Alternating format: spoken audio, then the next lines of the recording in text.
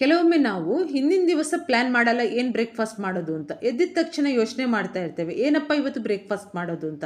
ಅಂಥ ಟೈಮಿಗೆ ನಮಗೆ ಫಸ್ಟಿಗೆ ಮನಸ್ಸಿಗೆ ಬರುವಂಥದ್ದೇ ಚಿತ್ರಾನ್ನ. ಯಾಕಂದರೆ ತುಂಬ ಸುಲಭವಾಗಿ ಮಾಡ್ಬೋದು ಮತ್ತು ಅಷ್ಟೇ ರುಚಿಯಾಗಿರ್ತದೆ.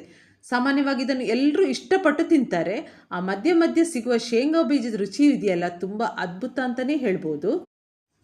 ಚಿತ್ರಾನ್ನ ಅಂದಮೇಲೆ ನೋಡಿ ಈ ರೀತಿ ಉದುರುದುರಾಗಿ ಇರಬೇಕು, ಆಗ ತಿನ್ನೋಕ್ಕೂ ತುಂಬಾ ರುಚಿಯಾಗಿರುತ್ತೆ, ತುಂಬಾ ಚೆನ್ನಾಗಿರುತ್ತೆ. ಎಲ್ರಿಗೂ ನಮಸ್ಕಾರ. ನಾನು ಬಾಳೆನೆಗೆ ಕೊಬ್ಬರಿ ಎಣ್ಣೆ ಹಾಕ್ಕೊಂಡಿದ್ದೇನೆ. ಅದು ಬಿಸಿಯಾಗಿದ್ದ ತಕ್ಷಣ 1 ಸ್ಪೂನು ಸಾಸಿವೆ, ಅದು ಚಟಪಟ ಅಂದಿದ ತಕ್ಷಣ 1.5 ಸ್ಪೂನು ಕಡಲೆಬೇಳೆ, 1 ಸ್ಪೂನು ಉದ್ದಿನಬೇಳೆ ಹಾಕ್ಕೊಂಡಿದ್ದೇನೆ. ಇದನ್ನು ಚೆನ್ನಾಗಿ ನಾವು ಹುರ್ಕೊಳ್ಬೇಕು, ಯಾಕಂದರೆ ಇದು ಸರಿಯಾಗಿ ಫ್ರೈ ಆಗಬೇಕು. ಹಾಗೆ ನೋಡಿ ಶೇಂಗಾ ಬೀಜ ಹಾಕ್ಕೊಂಡಿದ್ದೇನೆ. ಚಿತ್ರಾನ್ನಕ್ಕೆ ಮುಖ್ಯವಾಗಿ ಬೇಕಾಗಿರುವಂಥದ್ದೇ ಶೇಂಗಾ ಬೀಜ. ನಿಮಗೆ ಎಷ್ಟು ಬೇಕು ನೋಡಿ ಅಷ್ಟು ಹಾಕ್ಕೊಳ್ಳಿ. ನಾನು ಸ್ವಲ್ಪ ಜಾಸ್ತಿನೇ ಹಾಕ್ಕೊಂಡಿದ್ದೇನೆ. ಹಾಗೆ ಸ್ವಲ್ಪ ಕರಿಬೇವು ಸೊಪ್ಪನ್ನು ಹಾಕ್ಕೊಂಡಿದ್ದೇನೆ. ಕರಿಬೇವು ಸೊಪ್ಪು ತುಂಬ ಒಳ್ಳೆ ಪರಿಮಳವನ್ನು ಕೊಡ್ತದೆ.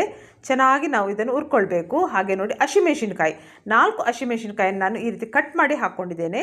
1 ಈರುಳ್ಳಿಯನ್ನು ಸಣ್ಣ ಸಣ್ಣದಾಗಿ ಕಟ್ ಮಾಡಿ ಹಾಕ್ಕೊಂಡಿದ್ದೇನೆ. ಇದನ್ನು ಸರಿಯಾಗಿ ನಾವು ಫ್ರೈ ಮಾಡ್ಕೊಳ್ಬೇಕು. ಈರುಳ್ಳಿ ಸರಿಯಾಗಿ ಫ್ರೈ ಆಗಬೇಕು, ಯಾವುದೇ ಕಾರಣಕ್ಕೂ ಅದರ ಹಸಿ ಸ್ಮೆಲ್ ಇರಬಾರ್ದು. ಹಸಿ ಸ್ಮೆಲ್ ಹೋಗುವವರೆಗೆ ನಾವು ಅದನ್ನು ಚೆನ್ನಾಗಿ ಫ್ರೈ ಮಾಡ್ಕೊಳ್ಬೇಕು. ಮತ್ತು ಚಿತ್ರಾನ್ನಕ್ಕೆ ಯಾವಾಗಲೂ ಶೇಂಗಾ ಬೀಜ ಸ್ವಲ್ಪ ಜಾಸ್ತಿ ಹಾಕಿದರೆ ತುಂಬಾ ಚೆನ್ನಾಗಿರ್ತದೆ. ಈಗ ನಾನು ಇದಕ್ಕೆ ಸ್ವಲ್ಪ ಅರಿಶಿನ ಹಾಗೆ ರುಚಿಗೆ ತಕ್ಕಷ್ಟು ಉಪ್ಪನ್ನು ಹಾಕ್ಕೊಳ್ತಾ ಇದ್ದೇನೆ. ಇನ್ನು ಇದನ್ನು ಸರಿಯಾಗಿ ನಾವು ಫ್ರೈ ಮಾಡ್ಕೊಳ್ಬೇಕು. ಫ್ರೈ ಮಾಡುವಾಗ ಶೇಂಗಾ ಬೀಜ, ಕಡಲೆಕಾಳು, ಉದ್ದಿನಬೇಳೆ ಎಲ್ಲ ಸರಿಯಾಗಿ ಫ್ರೈ ಆಗಬೇಕು. ನೋಡಿ ಚೆನ್ನಾಗಿ ಫ್ರೈ ಆಗಿದೆ. ಈಗ ಸ್ಟವ್ ಆಫ್ ಮಾಡಿ ಇದಕ್ಕೆ ಲೆಮನ್ ಜ್ಯೂಸನ್ನು ನಾವು ಹಾಕ್ಕೊಳ್ಬೇಕು. ನಿಂಬೆಹಣ್ಣಿನ ರಸ ಹಾಕ್ಕೊಂಡಿದ್ದೇನೆ. 1 ನಿಂಬೆಹಣ್ಣಿನ ರಸವನ್ನು ನಾನು ಹಾಕ್ಕೊಂಡಿದ್ದೇನೆ. ಹಾಗೆ ಕಟ್ ಮಾಡಿ ಇಟ್ಕೊಂಡಿರುವ ಕೊತ್ತಂಬರಿ ಸೊಪ್ಪು ಹಾಕ್ಕೊಂಡಿದ್ದೇನೆ. ಇದನ್ನು ಸ್ವಲ್ಪ ಈ ರೀತಿ ನಾವು ಮಿಕ್ಸ್ ಮಾಡ್ಕೊಳ್ಬೇಕು. ಈಗ ನಾನು ಬೇಯಿಸಿಟ್ಕೊಂಡಿರುವ ಅನ್ನವನ್ನು ಇದಕ್ಕೆ ಹಾಕಿ ಸರಿಯಾಗಿ ನಾವು ಮಿಕ್ಸ್ ಮಾಡ್ಕೊಳ್ಬೇಕು. ಮತ್ತು ಅನ್ನ ಬೇಯಿಸುವಾಗಲೂ ಹಾಗೆ ಅದು ಮುದ್ದೆ ಮುದ್ದೆ ಆಗಬಾರ್ದು. ಈ ರೀತಿ ಉದುರುದುರಾಗಿ ಆದರೆ ಚಿತ್ರಾನ್ನ ತುಂಬಾ ಚೆನ್ನಾಗಿ ಆಗುತ್ತೆ. ಸರಿಯಾಗಿ ಇದನ್ನು ನಾವು ಮಿಕ್ಸ್ ಮಾಡ್ಕೊಳ್ಬೇಕು. ಮತ್ತು ಲೆಮನ್ ಜ್ಯೂಸ್ ಹಾಕ್ತೇವಲ್ಲ, ಆಗಲೂ ಕೂಡ ಹಾಗೆ ಸ್ಟವ್ ಆಫ್ ಮಾಡಿ ನಾವು ನಿಂಬೆಹಣ್ಣಿನ ರಸವನ್ನು ಹಾಕ್ಕೋಬೇಕು. ಇಲ್ಲಾಂದರೆ ಅದು ನಮಗೆ ಸ್ವಲ್ಪ ಕಹಿ ಬರುತ್ತೆ. ಆದುದರಿಂದ ನಾವು ಸ್ಟವ್ ಆಫ್ ಮಾಡಿ ಯಾವಾಗಲೂ ಲೆಮನ್ ಜ್ಯೂಸನ್ನು ಹಾಕ್ಕೋಬೇಕು. ಕೆಲವರು ಖಾಲಿ ಚಿತ್ರಾನ್ನ ತಿನ್ನೋಕ್ಕೆ ಇಷ್ಟಪಡಲ್ಲ, ಅಂಥವರು ಉಪ್ಪಿನಕಾಯಿ ಇಲ್ಲ ಚಟ್ನಿ ಜೊತೆ ನೆಂಚ್ಕೊಂಡು ತಿನ್ಬೋದು. ತುಂಬಾ ಚೆನ್ನಾಗಿರುತ್ತೆ.